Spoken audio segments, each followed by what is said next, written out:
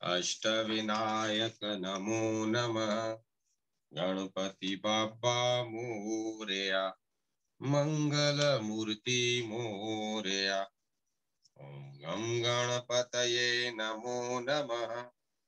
श्री सिद्धि विनायक नमो नमः।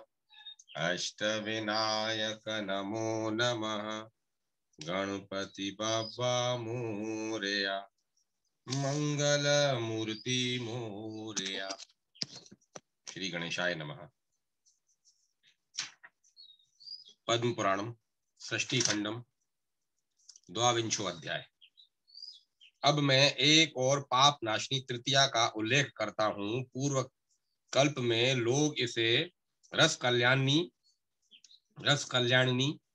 कहते थे। माघ मास आने पर शुक्ला तृतीया के दिन यह व्रतारंभ होगा। इसीलिए उक्त तृतीया के दिन प्रातः तिल चंदन मिश्रित जल से स्नान करें। तदंतर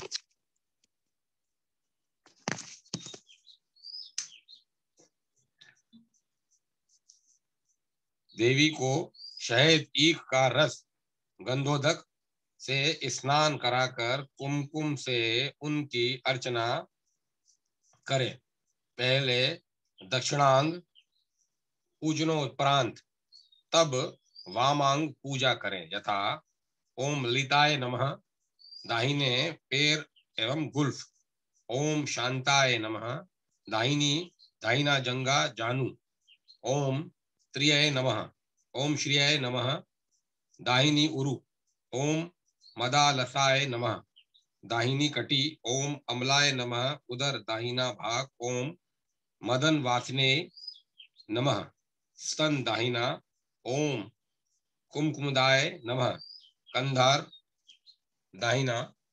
ओम माधवाय नमः बाहु एवं कर दाहिना। ओम कमलाय नमः मुख का दाहिना भाग तथा दाहिनी नेत्र।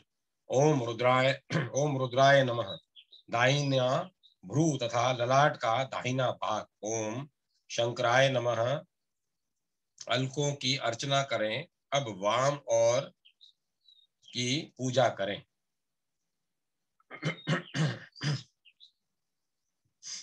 ओम मदनाय नमः ललाट वाम भाग। ओम मोहनाय नमः भ्रू वाम भाग। ओम चंद्रधाय धारिणे नमः वाम नेत्र।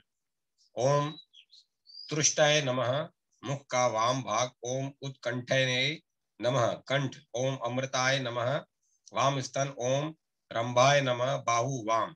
ओम विषयकाय नमः वाम कर। ओम मनमथाय माहाय नमः हृदय। ओम पाटलाय नमः उदर वाम भाग। ओम सुरत वासिने नमः कटी वाम भाग। ओम पंकज श्रेय नमः वाम उरु। ओम गौर्याय नमः वाम जानु तथा वाम जंगा। ओम शांताय नमः वाम गुल्फ। ओम धराधराय नमः वाम भाग। ओम विश्वकाय नमः मस्तक की अर्चना करें। ओम भावनाय नमः सर्वांगे।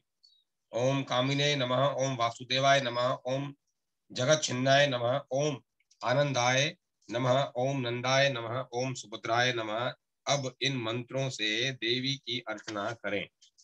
इस प्रकार देवी की अर्चना करके विमत्सर वन मन से द्विज दंपति को यथाशक्ति मधुर अन्नादि भोजन कराकर उनकी अर्चना करें। एक जल भरा घट श्वेत वस्त्र द्वय तथा स्वर्ण कमल के साथ गंध माला से अर्चना करके कुमुदा देवी मेरे इस कार्य से दीप्ति लाभ करें। मेरे द्वारा कृत लवण व्रत सफल हो इस संकल्प के साथ यह सब वस्तु दान करें। इस विधि से प्रति मास देवी की अर्चना करनी चाहिए। माघ मास में लवण, फाल्गुन में गुड़, चैत्र में मक्खन, वैशाख में मधु, ज्येष्ठ में पानीय, आषाढ़ में जीरा, श्रावण में दूध, भाद्र में दही, अश्वनी में घृत, कार्तिक में मधु, अग्रहारण्य में धनिया तथा पोक्ष में शकरा का वर्जन करें। प्रति मास के व्रतांत में भक्ष्य पात्र सहित एक करवा जल से भरकर उपरांत काल में दान करें। लड्डू, सेवक, संयावक, पूरी, नारी का घृतपुर, पिष्टपुर, नंदनी, क्षीरपाक, दधी, अन्न, पिंड शाक, माघादि मास में इन द्रव्यों में से एक एक उस करवा के ऊपर सजा कर तब दान देना होगा।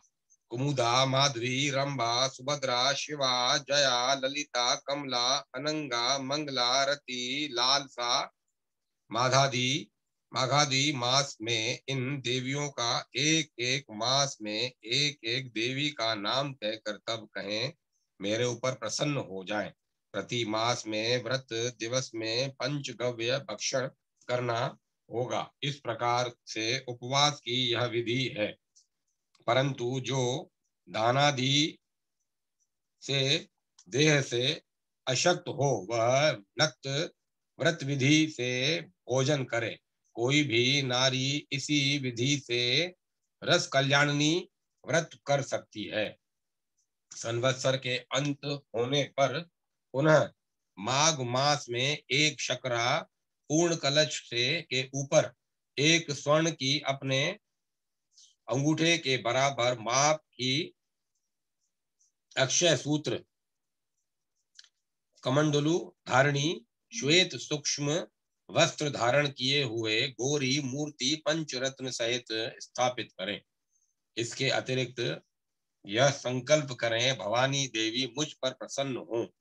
इस प्रकार का संकल्प करके स्वर्ण भूषित गौ की जोड़ी तथा श्वेत वस्त्र सहित स्वर्ण पात्र दान करें। इस विधानानुसार रस कल्याणनी व्रत करने से व्यक्ति तत्क्षण सर्वपातक रहित होगा।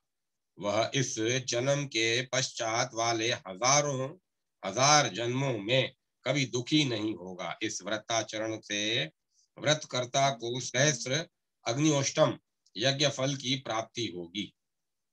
हे वरानने, यदि कोई नारी, कुमारी, किन्वा विधवा अथवा अन्य दुखनी रमणी भी यह व्रत करेगी तब वह उक्त प्रकार का फल लाभ करेगी। तदंतर सौभाग्य आरोग्य संपन्न होकर अंत में गौरी लोक जाकर विहार करेगी। जो लोग इस व्रत विधि का पाठ करते हैं अथवा प्रसंगतः श्रवण करते हैं अथवा इस व्रत का अन्य को उपदेश उनके प्रिय साधन की इच्छा से देते हैं, ऐसे सभी लोग पातक मुक्त होकर देवगण के विभिन्न लोकों में दीर्घ काल निवास करके अंत में पार्वती लोक प्राप्त करते हैं। उनका कभी भी वहां से पतन नहीं होता। अब मैं एक और तृतीया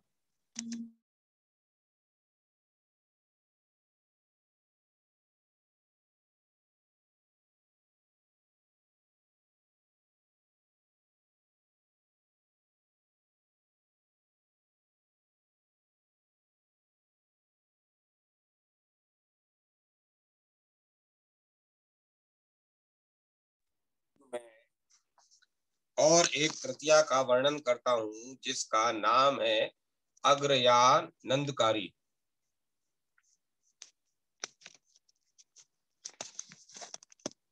अग्रयानंदकारी यह वह इलोक में पाप नाशिनी भी कही गई है। जब शुक्ल पक्षिया तृतीया के दिन पूर्वाषाढ़ा, रोहिणी, मघा, किन्वा, हस्ता अथवा मूला नक्षत्र योग हो तब इस व्रत का अनुष्ठान करें। इसीलिए वहां कुश एवं गंध जल से यथाविधि साधन स्नान करें। तत्पश्चात शुक्ल वस्त्र माल्या आदि धारण करके देवी कल्याणी मेरे प्रति प्रसन्न हो संकल्प के साथ शुक्ल सुगंधित पुष्पों से भवानी की तथा शक्ति समयंती प्रभु शंकर की पूजा करें।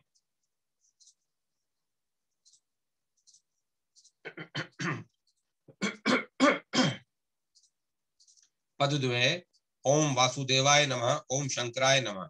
जंगादेव ओम शोक विनाशने नमः ओम मांदाय नमः। उरुद्वय ओम रंभाय नमः ओम शिवाय नमः। कटी ओम आनंदने नमः ओम शूलपाणने नमः।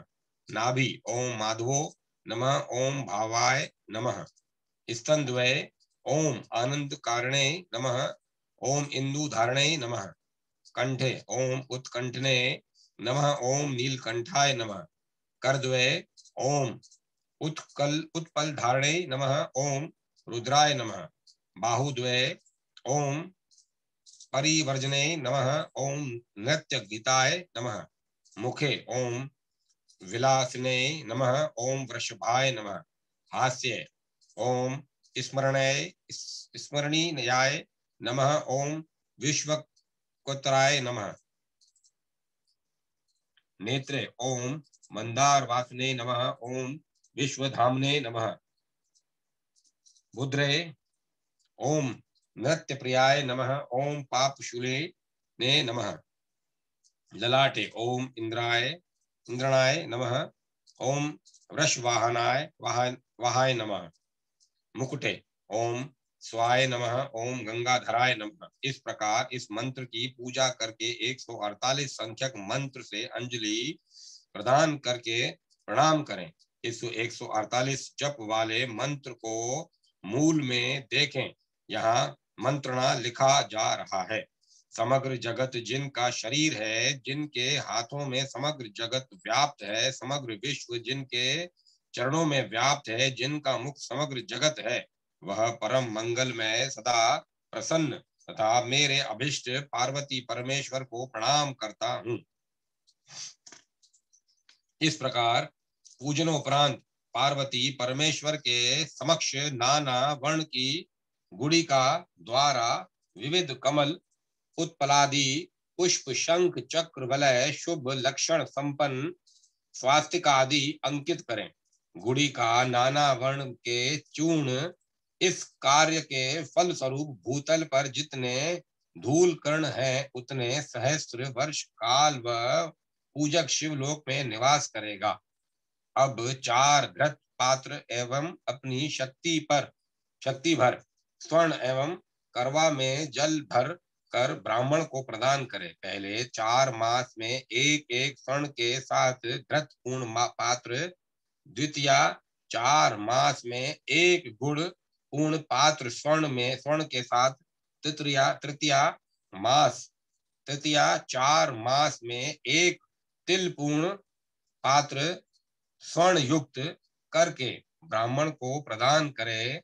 गंध जल, पुष्प जल, चंदन, कुमकुम युक्त जल, शंख जल, कुंड, चूर्णमय जल, उशिर जल, अपक्य दधि, दुग्ध, गोश्रंगोदक, अब्धोदक, अवचूर्ण जल, तिल जल, इन 12 द्रव्यों से प्रति मास करवा को भरकर प्रदान करे तथा प्रति पक्ष के उक्त तृतीया तिथि पर केवल मात्र वही खाकर रात्रियापन करें। पूजा कार्य में शुक्ल पुष्प की सतत प्रशस्त है। व्रत का यही विधान कहा गया है। दान काल में सर्वत्र यही मंत्र कहें। यथा गौरी मेरे व्रत से प्रसन्न हो, मंगला मेरे पापों का नाश करे, ललिता मेरा सौभाग्य विधान करे तथा भवानी मेरी समस्त कामना पूर्ण करे। संवत्सर के अंत होने पर द्विज दंपति की अर्चना करके उमा देवी को प्रसन्न करने के लिए गुड़ कुमकुम युक्त लवण, एक कनक कमल सहित चंदन लिप्त ईशु दंड के साथ तथा फल युक्त स्वर्ण कुंभ दान करे। उस समय यह संकल्प करे, गौरी देवी मुझ पर प्रसन्न हो। इस कामना से चादर, गद्दा, मसहरी, विश्राम हेतु तकिया युक्त एक शैया साथ में दान करना चाहिए। आत्मानंद करी नाम से प्रसिद्ध यह व्रत अपने से उसके फल स्वरूप मानव आयुष्मान, आरोग्यवान तथा संपत्तिवान होता है, उसका कहीं भी कोई प्रतिघात घटित नहीं होता। यदि कोई स्त्री कुमारी विधवा भी यह व्रत करे तो वह देवी की कृपा से लालित होकर समग्र फल लाभ करेगी। प्रत्येक पक्ष की उक्त तिथि पर मंत्र एवं अर्चना विधि के अनुसार यह व्रत करने से रुद्रलोक गमन होगा, जहां से पुनः संसार में लौटना दुर्लभ है। इस प्रसंग को जो कोई सश्रद्धेय भाव से सुनता है अथवा सुनाता है, वह एक कल्प तक इंद्रलोक में रहकर पूजित होता है। शंकर जी कहते हैं, यदि नारी इस प्रकार से व्रतरता होगी, तब दुर्भगा सावित्री के शाप से उसकी कोई क्षति नहीं होगी। तब सावित्री के शाप के विषय की कोई गणना का प्रयोजन ही नहीं रहेगा। लक्ष्मी देवी त्रिलोक के प्रधाना सुंदरी है, वे मेरे पूर्वज गणों की भी वंदनीय है। वे विष्णु पत्नी होने के कारण वे सम्मानित है। पूर्व काल में मैंने तुम्हारे कारण दक्ष यज्ञ का ध्वंस किया था। विष्णु ने भी लक्ष्मी के लिए सागर मंथन कराया था। हम दोनों ही तुम दोनों के आज्ञाकारी हैं, अतः तुम कोई भय मत करो। सावित्री कुपिता हो गई है, उनका सम्मान करना मेरा विष्णु का तथा सम्मानाभिलाषी ब्रह्मा का भी अवश्य कर्तव्य है। हे वार्णने, मैं ब्रह्मा के यहाँ जा रहा हूँ, तुम यहीं ठहरो। रुद्रदेव यह कहकर प्रस्थान कर गए। गौरी देवी वहीं स्थित रह गई। अग्निदेव समग्र सत्य युग पर्यंत इसी यज्ञ के में हवि का वहन करते त्रिलोक की प्रीति का विधान करते हैं। उन प्रभु अग्निदेव ने द्विजवरों को भोज्य द्रव्य, विद्याधरों को भोग समूह तथा मनुष्यों को काम्य विषय प्रदान किया। उस समय रुद्र ने विष्णु को गौरी तथा सरस्वती के उपासक मूल व्रतादि की धर्म कथा को कहा। उसके उत्तर में विष्णु ने कहा, श्री विष्णु कहते हैं, हे शंकर, अभी मेरी स्वकीय धर्म वर्णन करने की इच्छा नहीं है। हे सुरश्रेष्ठ, आप ही मेरे महात्म्य कथा को कहिए। आपने पहले कहा था कि उक्त धर्म कथा कहने से पाप श्रय होता है, अतः इसका कीर्तन करके आप पवित्रता लाभ करें। भीष्म कहते हैं, हे मुनि प्रवर, कौन सा व्रत करने से वाणी में मधुरता आती है? जन सौभाग्य, बुद्धि, विद्या, कौशल, दाम्पत्य की अविच्छेद स्तुति, बंधुजन संसर्ग, जनगण की विपुल आयु वृद्धि जिससे हो, हे मुनि प्रवर, वह उपाय कहिए। ऋषि पुलस्त कहते हैं, हे राजन, तुमने उत्तम प्रश्न किया है। मैं सारस्वत व्रत विधि कहता हूँ, श्रवण करो। इस व्रत के वर्णन में सरस्वती प्रसन्न रहती हैं। जब तक यह अत्युत्तम व्रत समाप्त न हो जाए, तब तक देवी का सतव करें। प्रातः काल गायत्री की अर्चना करके दिव्य सतव पाठ करें, अथवा ग्रह तारादि बल युक्त रविवार को ब्राह्मण गण द्वारा स्वस्ति वाचन कराएं तथा उनको पायस भोजन कराएं। भक्ति सहित श्वेत माला, श्वेत अनुलेपन, श्वेत वस्त्र तथा अलंकारादि उपचार से भक्ति के साथ गायत्री की अर्चना करें। मंत्र, हे देवी, लोक पितामह ब्रह्मा जिस प्रकार आपका त्याग करके क्षण मात्र भी नहीं रहते, आप मेरे प्रति तरदुप वरप्रदा हो जाएं, मेरा कभी त्याग न करें। वेद, शास्त्र, धर्म, नृत्य, गीतादि जो कुछ विद्या है, हे देवी, मुझे उन सब विद्या की सिद्धि हो।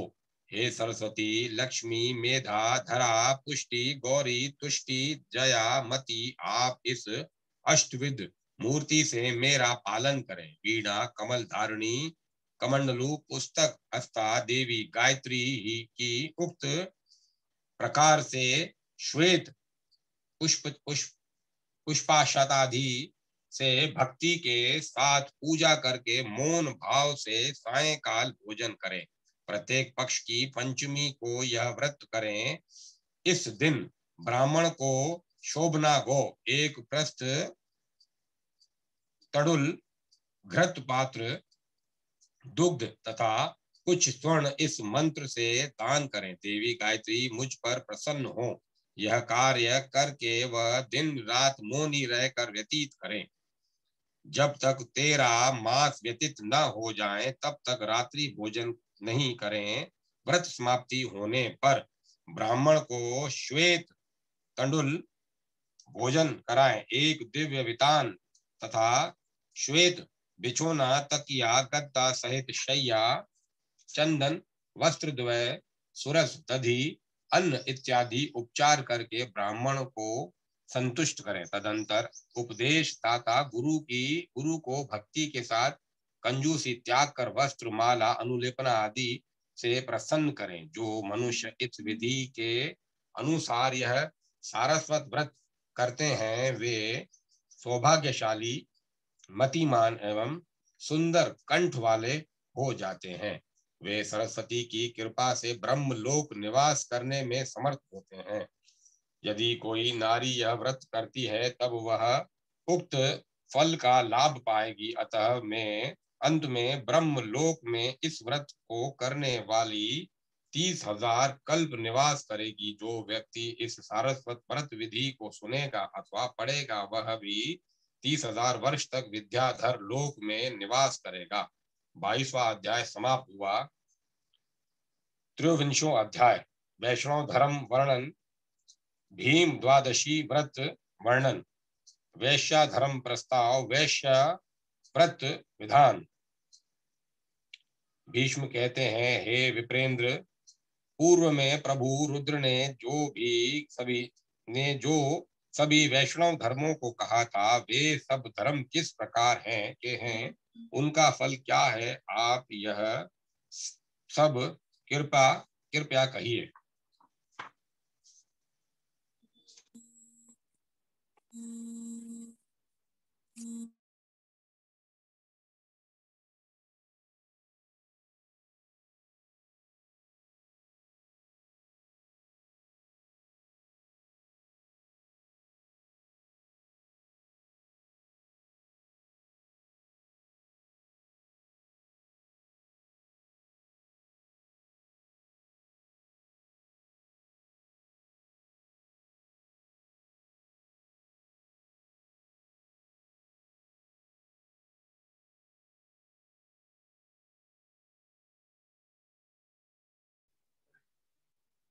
कल्प में एक बार महात्मा ब्रह्मा ने स्वयं मंद्राचल पर्वतस्थ पिनाकी महादेव से यह पूछा था कि हे परमेश्वर, मनुष्यों की अल्प तपस्या से आरोग्य, ऐश्वर्य तथा अंत में मोक्ष कैसे मिलेगा। हे अधोषज महादेव, अल्प मात्र तपस्या से इहलोक में महाफल होता हो, ऐसा कौन सा व्रत है, ऐसा ज्ञान क्या है, आप कृपया पूर्वक कहिए। लोक भावन ब्रह्मा के यह पूछने पर उमापति ने मन को प्रिय लगने वाले वाक्यों को कहा। ईश्वर कहते हैं, हे रथंतर, कल्प के उपरांत पुनः जब 20वां वराह कल्प होगा तब व्यवस्वत नामक सप्तम मनवंतर के काल में 27वें द्वापर के अंतिम भाग में सप्त लोक धृक, महातेजा, जनार्दन, वासुदेव, विष्णु पृथ्वी के भार का हरण करने हेतु त्रिधा विभक्त होकर त्रिमूर्ति धारण करेंगे। उनका नाम होगा कृष्ण, देवपायन, व्यास। रोहिणी नंदन बलराम तथा वासुदेव कृष्ण केशव, ये केशव कंसारी केशी मथन तथा कलेश नाशक होंगे। हे ब्राह्मण, इन जगतपति के निवासार्थ त्वष्टा विश्वकर्मा उनके आदेश से जहां अभी कुशस्थली नाम से नगरी है, वहां दिव्यानुभाव भाविता द्वारवती पुरी का निर्माण करेंगे। एक बार उसी सभा में कृष्ण बैठे हुए थे। उनकी पत्नी गण ने उनको घेर रखा था। दक्षिण में यज्ञकारी सुपंडित वृष्णी लोग चारों ओर यथा योग्य बैठे थे तथा कुरुवंशीय लोग, देवता, गंधर्वादि कतिपय सभ्यजन से वह सभा उद्भासित हो रही थी। वहां धर्म विषयक विविध पुराण कथा की आलोचना हो रही थी। तभी वहां भीमसेन ने प्रतापी वासुदेव से तुम्हारा ही पूछा गया यह धर्म संबंधित वेद बुद्धि युक्त प्रश्न किया, परंतु वृकोदर भीम के प्रश्न के उत्तर में जगत गुरु वासुदेव ने यह धर्म सिद्धांत कहा। पांडु पुत्र महाबली भीम इस धर्म के प्रवर्तक हैं। उदर में वृक नामक तीक्ष्ण अग्नि होने के कारण ये जनमानस में वृकोदर कहे गए। ये धर्मात्मा पांडु पुत्र स्वाद लुब्ध 10,000 हस्ती बल संपन्न तथा महान थे। वे धार्मिक होने पर भी जठराग्नि की तीक्ष्णता के कारण उपवास से असमर्थ थे। यह व्रत अशेष व्रतों की प्रधान, अशेष यज्ञ फल देने वाला, अशेष पाप नाशक, दुष्टों को शांत करने वाला, अशेष देव प्रशंसित, पवित्र में भी पवित्र, मंगलों में भी मंगल में, भविष्यतः समूह में भी भविष्यतः स्वरूप तथा पुरातन समूह में भी पुरातन स्वरूप है। तभी विश्वात्मा जगतपति वासुदेव इस व्रत का विधान, महात्मा आदि वर्णन करेंगे।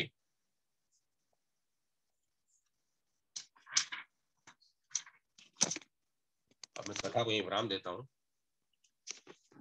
कल आगे वासुदेव प्रभु जो कहते हैं वो सुनेंगे।